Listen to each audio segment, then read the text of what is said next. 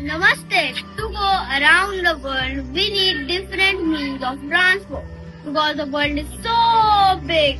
It will take many days to do so.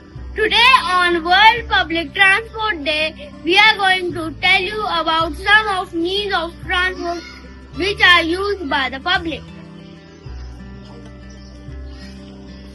I am bus. Bus is perfect to drive and travel on road. You can use it for short and medium distances.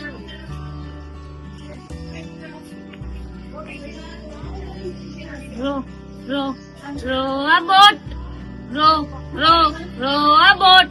A bus cannot continue on water, so you can take to me. I am a boat. Boats are used to move people and goods across water.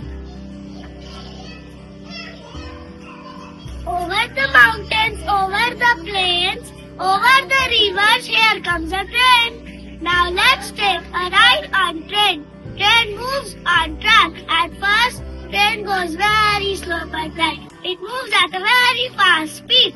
Trains are used to travel on longer distances.